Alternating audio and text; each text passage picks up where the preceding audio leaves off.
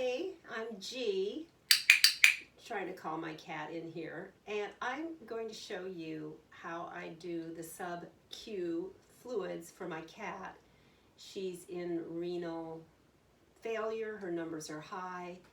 Last February her numbers were almost 6, and I think normal is, I don't know, 2.5, maybe 3.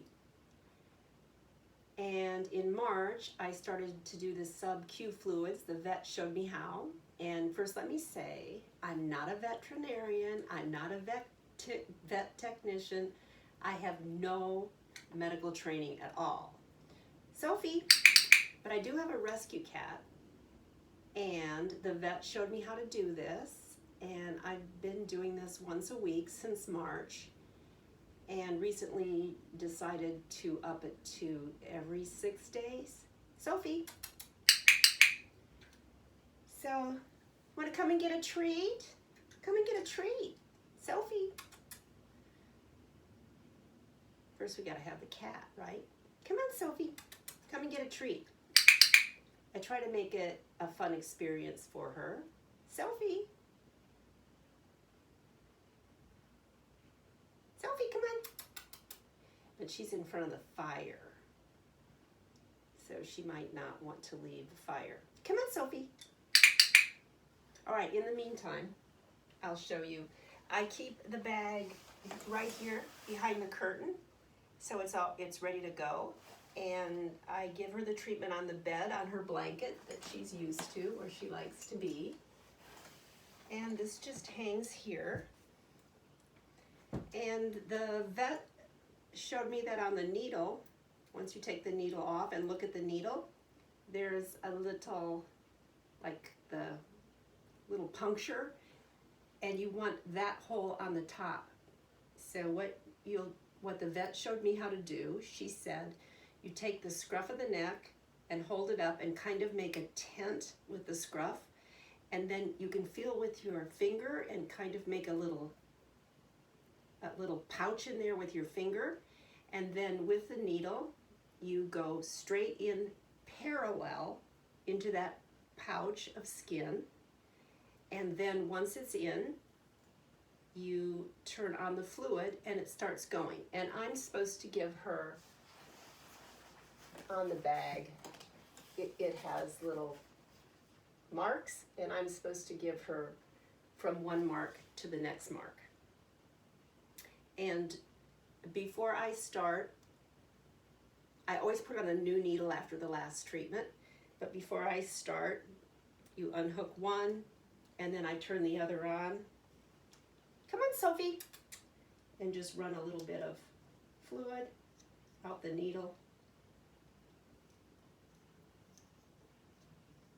And then shut it up. Now I'm gonna put the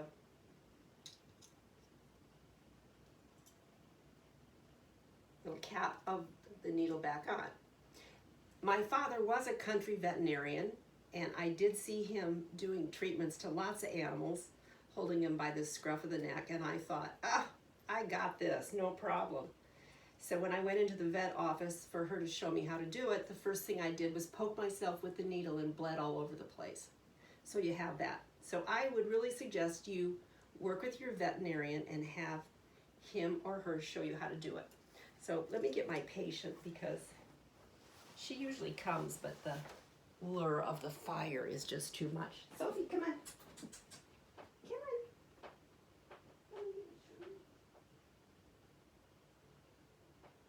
Yeah, come and get your treat. Yeah. So this is Sophie.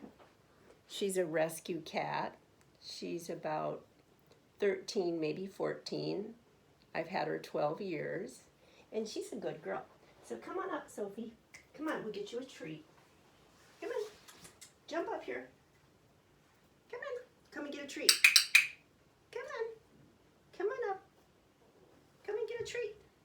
Come on up. That's a good girl. There she goes. Yeah, so it's good to make it a fun experience for the cat and relaxed. And Take off her little collar. Here's your treat. There's your treat. Get your treat. It's a good girl. That's a good girl. I find it's easier for me to do the treatment myself than rather than having help, because if I have someone help me, she gets a little more suspicious. Okay, so do have your vet show you how to do this. Turn the needle up, get the scruff of the neck. I feel with my hand to make that little pouch where the needle's gonna go in. And then you just go straight in. Yeah, straight in. And now you turn it on. Yeah, yeah, yeah. And then you can look and make sure that you see it dripping. Here, it's dripping, so it's going in. Yeah, how about another treat? Yeah, here's a treat. And I also have her little brush here, so I can brush her and tell her she's pretty. She likes to hear that. You're such a good girl. Sophie, you're such a good girl. And then you'll notice as it's going in, there starts to form a, it's like a lump, a liquid lump. And it can get to be sort of the size of a golf ball sticking up. And my vet said that it can be like a portion of an orange, if you picture an orange sliced in a mound. And it doesn't take long. And just make sure if you have a friend, your friend can watch the bag and make sure that it's dripping. Yeah. Yeah. Yeah.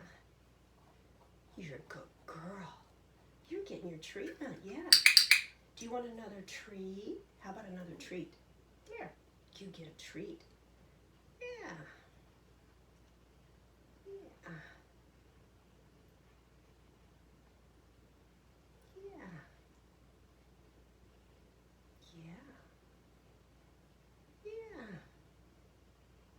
I haven't timed it, but it really seems like it only takes a minute once you get going. Yeah, want to get brushed? I would like to be brushed. And it must be that there are not nerves in the back of their neck, because they don't seem to feel it, which is great.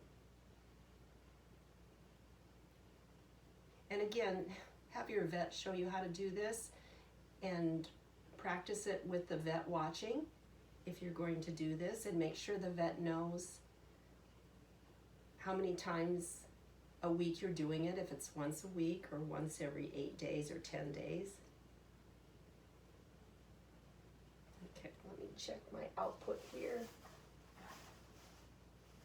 All right, it's pretty much to the line, so we're finished. So what I'm gonna do is first I shut it off. There's 2 shut-offs, but I'm only shutting one off. And then with your hand, where the syringe is, put a little bit of pressure, pull it straight out, just hold on to it for a minute. Ask the kitty, Sophie, you want another treat? Oh, of course, you want to put the cap back on the needle. You want another treat because you've been such a good girl. Yeah. And I'm going to bring her closer so you can see her little lump of the fluid on the back of her neck. Yeah, let's show everybody your lump, because you're such a good girl. Yeah. Okay, so here's Sophie. So if you can see right here, it's a little bit of a lump on the back of her neck. Is she a good girl? Was she such a good girl? Yeah, because she's such a good girl. Yeah. Put her little collar back on. Yeah, and just in a few minutes, that little lump just goes away. Now the end, what I do is you twist to remove the old needle, and it comes off. You want to come here and get another treat? And then you take the new needle and put it on so it's ready for the next time. And then you shut the second clamp off. So now the 2 clamps are off. And I like to just keep it, here by the bed so I don't have to get it out every time. And then it's just covered up by the curtain. And you dispose of the needle. She still has 2 treats she didn't eat. Get your treats and your clicker and your cat brush, and you're done. So that's subcutaneous fluids.